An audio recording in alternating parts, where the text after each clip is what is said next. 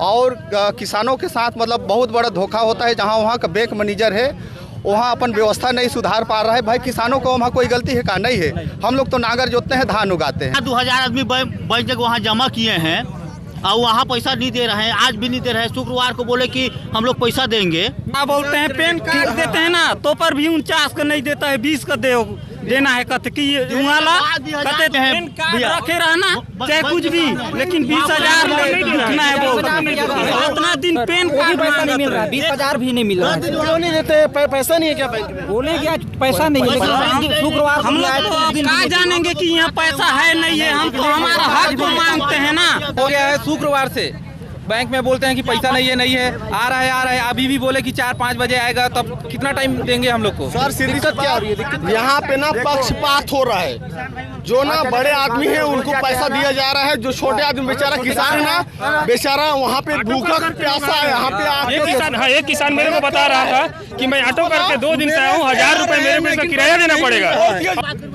हाँ, वहाँ 20,000 बगरा देवे नहीं करते हैं। अब बोले हैं कि कान को 49,000 आज देने के लिए, फिर भी अभी तक कान को कोई सुनवाई नहीं हो रहा है। सर हम लोग 20,000 जो 49,000 भरते हैं कुछ पैसा दे दिया जाता है। पैसा ले आए तो बोलें कि अभी आते तभी आते, बैठे बताओ बियर खाए पी आए। अब बैठे हैं ना, बेर बुढ़ टाइम दे नहीं है, कहीं तो जाने में तकलीफ है, रात भी रहना जाना पड़ जाते। यही तो परेशानी। कितने दिन से चक्कर लगा? ये मतलब बरों 9 दिन आए थे तो बोले सोमवार के है ना, सोमवार के आए तो ये हो गया। फिर क्या बोलते बैंक?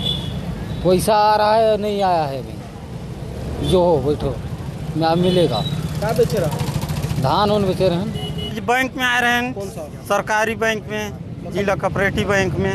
वहाँ वाला पैसा हमके देते नहीं है। शुक्रवार के जमा करे हैं, वो पासबुक हुए है और वो देते नहीं है।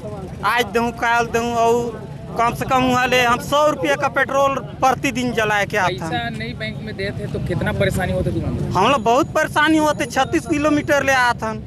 और एक तो हमारे काम नुकसान जाते, और पेन कार्ड पहले नहीं रही तो कहते रहे कि पेन कार्ड हो ही तो तोला बगरा पैसा देवो। अब पेन कार्ड दिखा तो कहते कि नहीं पेन कार्ड है तो कोई काम। सरगुजा में सहकारी बैंक लंबे समय से कर्मचारियों की कमी से जूझ रहे हैं। कर्मचारियों की कमी से जहां एक ओर बैंक का कामकाज प्रभावित हो रहा है, वहीं दूसरी ओर कर्मचारियों और ग्राहकों में असुरक्षा का भाव भी पनप रहा है।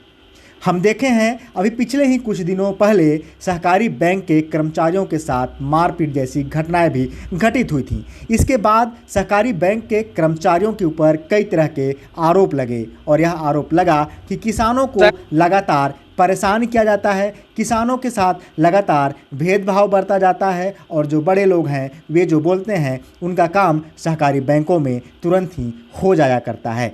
इन सभी बातों की जब हमने पड़ताल की और सहकारी बैंक के अधिकारियों और कर्मचारियों से बात की तो उन्होंने इस विषय पर क्या बताया, आइए जानते हैं।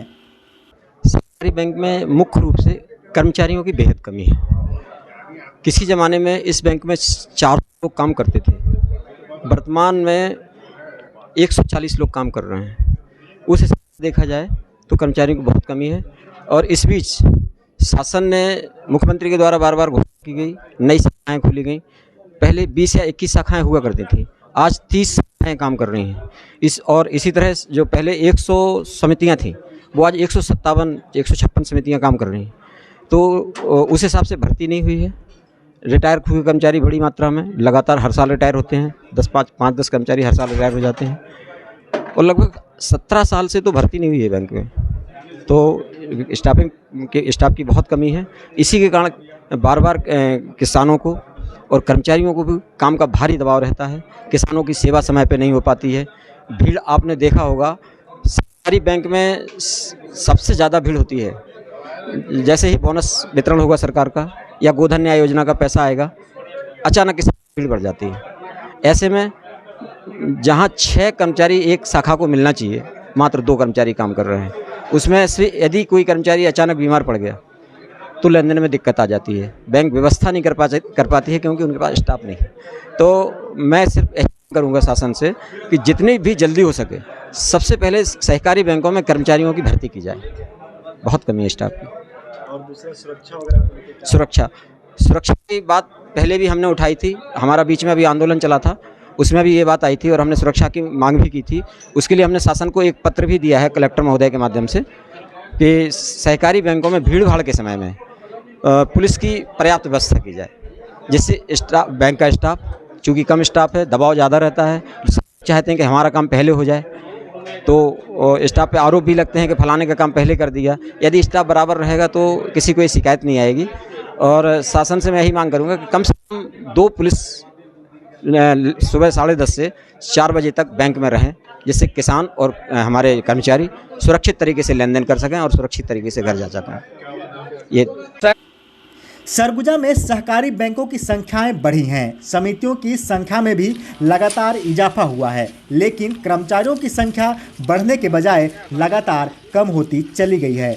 जानकार यह बताते हैं और आपको भी यह जानकर हैरानी होगी कि जब बैंक की शाखाओं की संख्या महज 21 थी, तब यहाँ लगभग 450 कर्मचारी कार्यरत थे, लेकिन आज जब शाखाएं बढ़कर 30 हो चुकी हैं, तब इन कर्मचारियों की संख्या महज 144 ही रह गई है, जिसकी वजह से बैंक कर्मचारियों पर कामकाज का भारी दबाव होता है। यही नहीं, इसी वजह से कर्मचारियों पर बार बार कई गंभीर आरोप भी लगते रहे हैं। जिम्मेदार अधिकारी और कर्मचारी संघों ने कई बार शासन को पत्राचार कर इस बात की जानकारी भी दी है, लेकिन शासन स्तर पर इस दिशा में कोई ठोस कदम नहीं उठाए जाने से स्थिति गंभीर होती गई है। बताया जा रहा है कि 1995 में अंतिम भर्ती प्रक्रिया हुई थी। इसके बाद 2005 में सहकारी सोसाइटियों में कार्यरत कर्मचारियों को ही नियमितीकरण करते हुए सहकारी बैंकों में लाया गया था, जिसके बाद आज तक कोई भी भर्तियां